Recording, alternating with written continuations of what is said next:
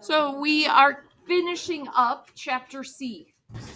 We have learned these words of conquering, to overcome by force, foreign, coming from another district or nation, the chariot. We learned about the armies and their chariots, the two-wheeled vehicle with one or more people, usually pulled by two horses and driven from a standing position, and betrayed, to deliver or expose to an enemy by treachery or disloyalty.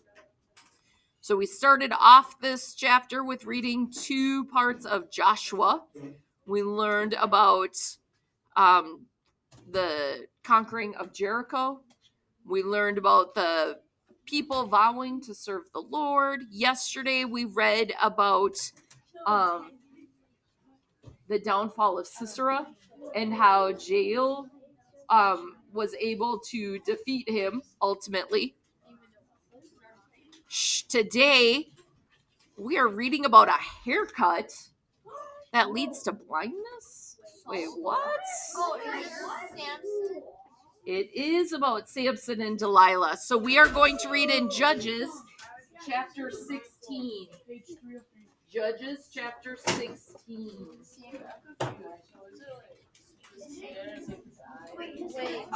So maybe we can open up and start reading it so we can learn about it.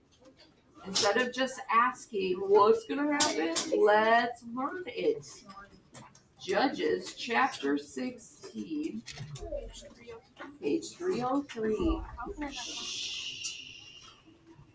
Once Samson went to Gaza, where he saw a prostitute and visited her.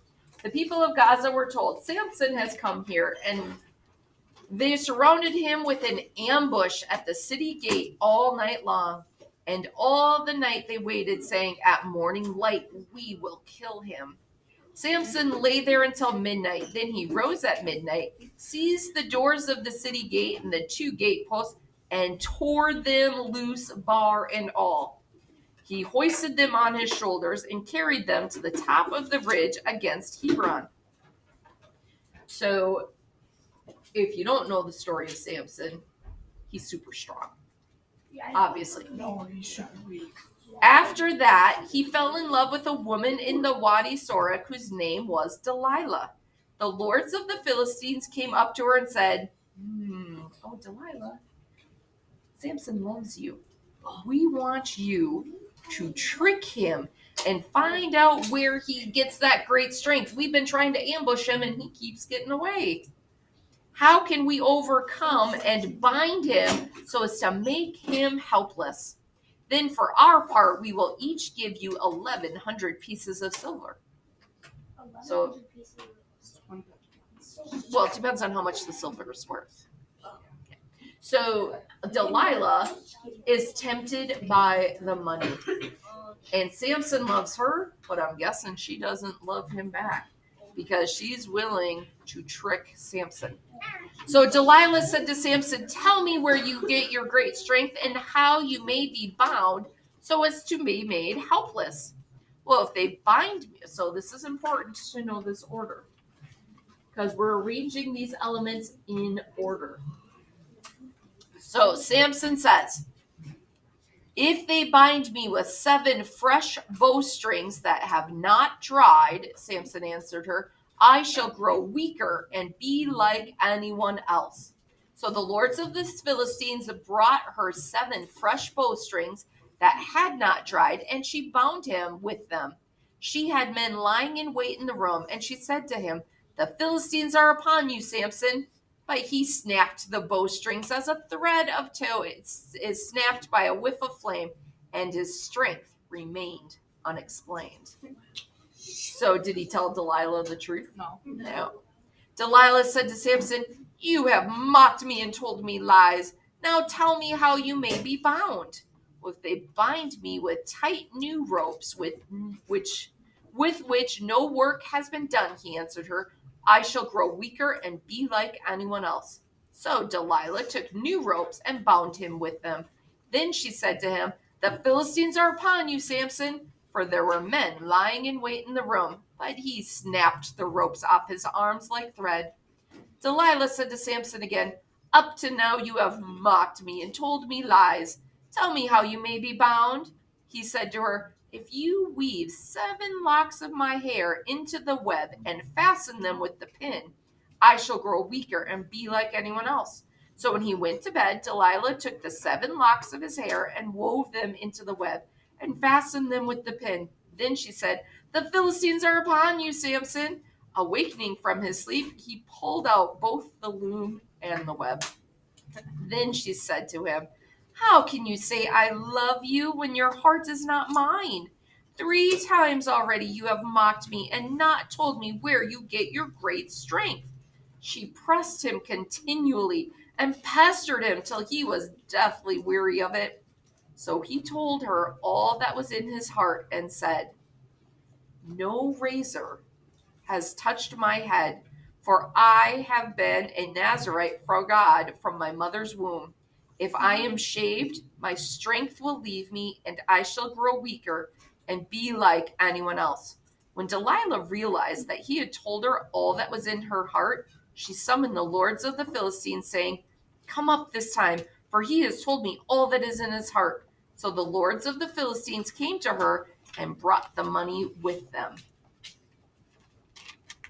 She put him to sleep on her lap and called for a man who shaved off the 7 locks of his hair. He immediately became helpless, for his strength had left him. When she said to him, the Philistines are upon you, Samson, he woke from his sleep and thought, I will go out as I have done time and again and shake myself free. He did not realize that the Lord had left him. But the Philistines seized him and gouged out his eyes. Oh my God! Then they brought him down to Gaza and bound him with bronze fetters, and he was put to grinding grain in the prison. But what do we know about hair? Oh, it grows back. The hair of his head began to grow as soon as it was shaved. The lords of the Philistines assembled to offer a great sacrifice to their god Dagon and to celebrate. They said, our God has delivered Samson, our enemy, into our power. When the people saw him, they praised their God, for they said, our God has delivered into our power our enemy, the ravager of our land, the one who has multiplied our slain. When the spirits were high, they said, call Samson that he may amuse us. So they called Samson from the prison, and he provided amusement for him. They made him stand between the columns, and Samson said to the attendant who was holding his hand, put me where I may touch the columns that support the temple, so that I may lean against them. The temple was full of men and women. All the lords of the Philistines were there, and from the roof about 3,000 men and women looked on as Samson provided amusement. Samson cried out to the Lord and said, Lord God, remember me.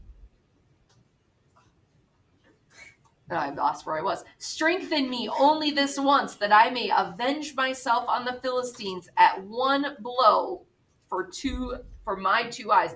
So remember, he's standing, leaning on the column that's supporting the whole temple. What do we know about Samson that the Philistines don't know? That his hair grew back and that he's strong. That as his hair started growing back, he started to get his strength back. So here he is with the columns because they thought it was funny. Ha ha, he's so weak, he has to lean against the column, and he's amusing them. So Samson grasped the 2 middle columns on which the temple rested and braced himself against them, one at his right, the other at his left. If these are the columns supporting this big, huge temple, what do you think is gonna happen, Tristan? I feel like that the entire thing is gonna fall on them. Mm-hmm. I hope it does. So let's see.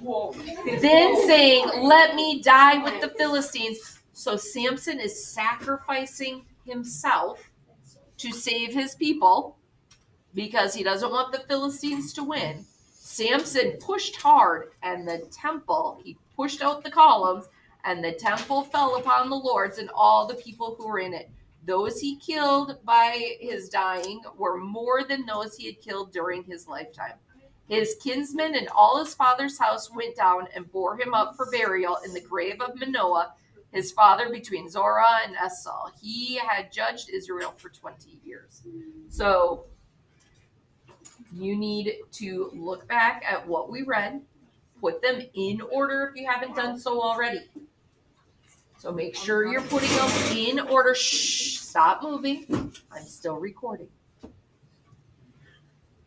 We have finished our chapter. So in 5 minutes, we're going to correct. Shh, we're going to correct our reading guide. So what does that mean for Monday? Quiz on Monday. So the 2 Joshua and the 2 Judges, we will quiz on Monday. With that, my friends at home, we hope you are well, and we hope to see you soon.